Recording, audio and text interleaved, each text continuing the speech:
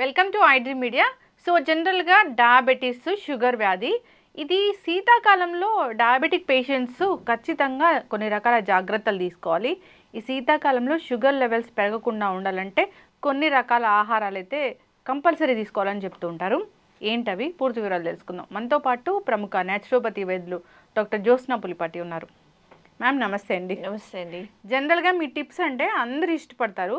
అంటే naturopathy doctor సహజంగానే అలాంటి టిప్స్ ఇస్తారు, అవి బాగా పనిచేస్తాయనే అన్నది కూడా బాగా వెళ్ళిపోయింది. అయితే మ్యామ్ ఈ శీతాకాలంలో డయాబెటిక్స్కి సపరేట్ డైట్ అనేది ఉంటుందా? ఎలా ఇస్తారు, ఏముంటుంది? ఈ డైట్ తీసుకుంటే షుగర్ లెవెల్స్ అనేవి పెరగకుండా ఉంటాయా? సో శీతాకాలంలో ఏంటంటే మెయిన్గా డయాబెటిక్స్ మామూలుగానే ఒకసారి డయాబెటీస్ షుగర్ లెవెల్స్ ఎక్కువగా ఉంటున్నాయి అని అంటే చాలా జాగ్రత్తగా ఉండాలి. అలాంటిది శీతాకాలంలో ఎస్పెషల్లీ షుగర్ లెవెల్స్ ఎక్కువగా పెరగడమే కాకుండా అంటే పెరిగే అవకాశం ఎక్కువ ఉంటుంది. బికాజ్ మెటబాలిక్ రేట్స్ అనేది చాలా స్లో డౌన్ అవుతాయి ఎక్స్టర్నల్ టెంపరేచర్స్ తక్కువ ఉండడంతో. ఇంకోటి ఏమవుతుంది, శీతాకాలంలో కాళ్ళ పగుళ్ళు ఎక్కువ అవుతుంది, స్కిన్ డ్రైనెస్ ఎక్కువ అవుతుంది. సో ఇక్కడ ఫంగల్ ఇన్ఫెక్షన్స్ వచ్చే అవకాశం ఎక్కువ ఉంటుంది, ఎస్పెషల్లీ మన పాదాలు వేళ్ల మధ్యలో కానివ్వండి. దీంతో పాటు ఆహారంలో శీతాకాలంలో ఇప్పుడు బాడీ టెంపరేచర్ని మనం పెంచుకోవాలి. సో న్యాచురల్గా ఎక్కువ వేడి చేసే పదార్థాలు తినడం అనేది చాలా శ్రేయస్కరం. అయితే మనం ఏది తిన్నా షుగర్ లెవెల్స్ అనేది కంట్రోల్డ్గా ఉండాలి, పెరగకుండా ఉండాలి.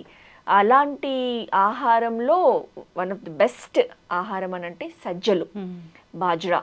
నార్త్ ఇండియాలో అయితే గనక ఖచ్చితంగా మొత్తం ఈ 3 months 4 months ఓన్లీ సజ్జలే తీసుకుంటారు. బాజ్రా రోటీ చాలా ఫేమస్. మనకి కూడా ఇప్పుడు సజ్జలు అంటే జొన్న రొట్టెలు బాగా ఫేమస్. ఇప్పుడు మనకి బాగా తీసుకుంటూ చేయడము అది ట్రయల్ ప్రతి ఒక్కళ్ళు చేయగలుగుతాము. ప్రాక్టీస్ చేస్తూ ఉంటే గనక వస్తుంది. కొన్ని టిప్స్ ఉన్నాయి దానికి కూడా, ఇంకొక వీడియోలో మాట్లాడుకుందాము. బట్ జొన్న రొట్టెలతో పాటు అసలు సజ్జ రొట్టెలు చెప్పాలంటే చాలా టేస్టీగా ఉంటాయి. లైట్ గ్రీనిష్ కలర్లో ఉన్న సజ్జలు మనం తీసుకొని, బెస్ట్ సజ్జలు మనమే మన ఇంటి దగ్గర ఉన్న గిర్నీలో పిండి చేసుకొని ఆ పిండిని మనం అంటే ఫైబర్ రిచ్ ఉండడం చాలా ఇంపార్టెంట్. దాంతోనే ఇంకోటి ఏంటి, సజ్జ రొట్టెలే చేసుకోనక్కర్లేదు, సజ్జలుతో బెస్ట్గా దోశల్లాగా వేసుకోవచ్చు. ఇప్పుడు రొట్టెలు చేసుకోవడం కష్టమవుతుంది, విరిగిపోతున్నాయి, రావట్లేదు. అలా కాకుండా సజ్జలు ఈజీగా చేసుకోవాలి ఎవరైనా అని అంటే కొంచెం నీళ్లు పోసుకొని దాన్ని దోశ పిండిలాగా తయారు చేసుకొని దోశల్లా పోసుకోవచ్చు.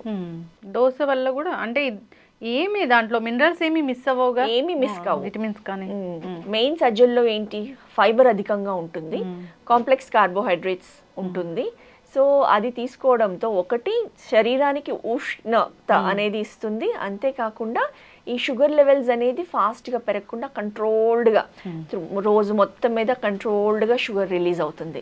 సో దాంతో షుగర్ లెవెల్స్ పెరగకుండా ఉంటుంది. సో సజ్జలు మామూలుగా రొట్టెలుగా చేసుకోవచ్చు, ఇలా దోశలుగా వేసుకోవచ్చు. ఇంకోటి ఏంటంటే సజ్జలతో తీపి దోశల్లా వేసుకోవచ్చు. ఈవెన్ డయాబెటిక్స్ ఉన్నా కానివ్వండి, కొంచెం బెల్లం వేసి కొంచెం పచ్చిమిరపకాయలు ఉల్లిపాయలు తరిగేసి దోశలా చేసుకుంటే అది కూడా చాలా అద్భుతంగా టేస్టీగా ఉంటుంది. అదే మనం ఉప్పు కారం వేసుకొని పచ్చిమిరపకాయలు ఉల్లిపాయలు బెల్లం లేకుండా కూడా అలా వేసుకొని తిన్నా కానివ్వండి, టేస్ట్ ఉంటుంది.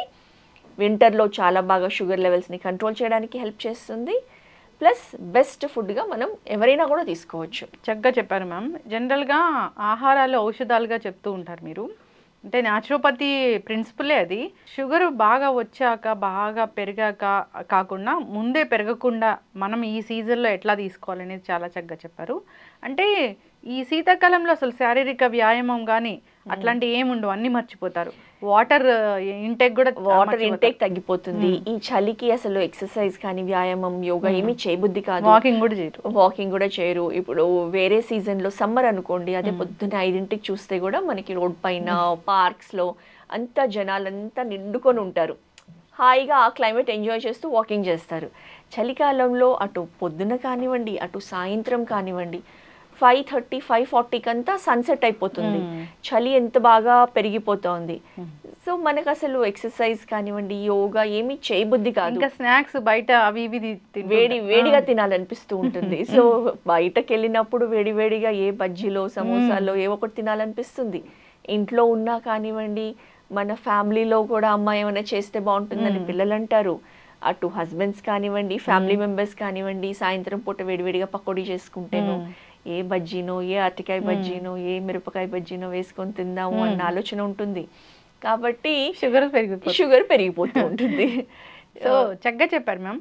అంటే మిల్లెట్స్ ఏవైనా మంచివే, కాకపోతే ఈ సీజన్ బట్టి ఇది తీసుకోవాలి అన్నారు. బాజ్రా అంటే అది సజ్జలు చాలా మంచివి, దానిలో ఫైబర్ కంటెంట్ అధికంగా ఉంటుంది. ఫైబర్ అధికంగా ఉంటుంది, అంతేకాకుండా సజ్జల్లో ఐరన్, జింక్ ఈ 2 మినరల్స్ కూడా అధికంగా ఉంటుంది. సో ఎవరికైనా కానివ్వండి, రక్తహీనత ఉన్న వాళ్ళకు కూడా ఇది చాలా బాగా ఉపయోగపడుతుంది. హిమోగ్లోబిన్ లెవెల్స్ <10 ఉన్నాయి అనుకోండి, యూజువలీ డయాబెటిక్స్లో దాంతోపాటు హిమోగ్లోబిన్ లెవెల్స్ కూడా ఎనిమిక్ కండిషన్లో ఉంటే కనుక ముందే నీరసంగా ఉంటుంది, త్వరగా ఆకలేస్తూ ఉంటుంది. సో అలాంటి వాళ్ళకి ఇది ఇంకా బాగా ఉపయోగపడుతుంది. ప్లస్ యాంటీ ఆక్సిడెంట్స్ చాలా బాగా ఉంటాయి.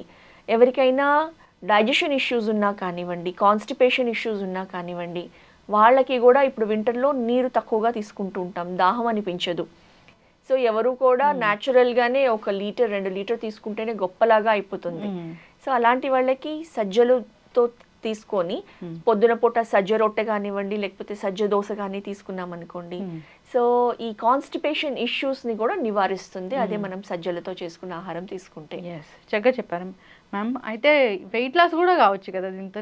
అంతే కదండి. ఇప్పుడు అందులో మనకి అన్ని మిల్లెట్స్లోనూ క్యాలరీస్ తక్కువగా ఉంటుంది, ఫైబర్ ఎక్కువగా ఉంటుంది, ఫిల్లింగ్ ఉంటుంది, మంచిగా ఫిల్లింగ్గా ఉంటుంది, ఆకలి అనిపించదు. సో వెయిట్ లాస్కి మనకు కావాల్సింది మెయిన్ అది. ఫైబర్ రిచ్ ఫుడ్ ఉంది, ఆకలి అనిపించదు, ఫిల్లింగ్గా ఉంది, న్యూట్రిషియస్ ఫుడ్. సో వెయిట్ లాస్కి కూడా చాలా బాగా ఉపయోగపడుతుంది మనకి సజ్జలు అనేది. మీరు చెప్పారు ఒక టిప్పు లాస్ట్ టైము, షుగర్ మనము రైస్ తిన్నా షుగర్ పెరగకుండా ఉండాలంటే రైస్ కన్నా ముందు ఒక కప్ ఆఫ్ సాలడ్ తీసుకోమని.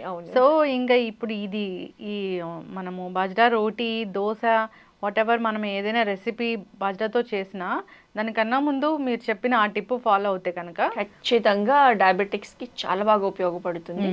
ఒక ప్లేట్ ఫుల్ సలాడ్ ఫస్ట్ తిని ఒక కీరా కట్ చేసామనుకోండి, అందులో ఒక హాఫ్ కీరా పెట్టుకొని, ఒక టొమాటో, ఒక క్యారెట్ డయాబెటిక్స్ అనుకుంటారు క్యారెట్ తీసుకోకూడదు, అందులో ఉన్న స్వీట్నెస్తో షుగర్ లెవెల్స్ పెరుగుతుందని.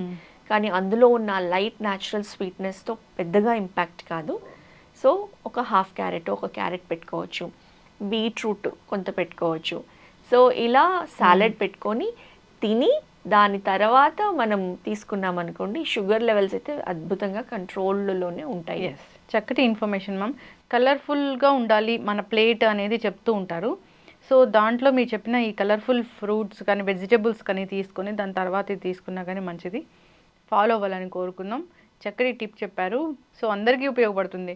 వాట్ ఎవర్ డయాబెటీస్ ఉంది లేదు, బాగా వెయిట్ ఉన్నారు, అది పక్కన పెట్టినా ఈ కాలంలో ఇది తీసుకుంటే కనుక న్యూట్రిషన్ ఫుడ్ తీసుకున్న ఫీలింగ్ అనేది ఉంటుంది. ఫాలో అవ్వాలని కోరుకుందాం. చక్కటి ఇన్ఫర్మేషన్ మ్యామ్. ధన్యవాదాలు. నమస్తే అండి. And for more videos, please subscribe to iDream. Please subscribe to iDream. Please subscribe iDream. And please subscribe to iDream. For more videos, subscribe to iDream. please like, share and subscribe to the channel. Congratulations, iDream. Subscribe to iDream. Subscribe to iDream. So subscribe to iDream Media. iDream ki iDream team andarki huge congratulations. Please subscribe iDream Media. Please subscribe to iDream. Subscribe iDream. Please subscribe to iDream. iDream అంటే నా కళల ఛానల్ను subscribe చేసుకున్న నోరు తిరుగుతలేదు, మీరైతే గంట గుర్తు కొట్టండి. For more such videos, please subscribe to iDream. Subscribe to iDream. Please subscribe to iDream. Please subscribe iDream Media. Please do subscribe to iDream. Please subscribe to iDream Media. For best entertainment and information, please subscribe iDream. And don't forget to subscribe to iDream.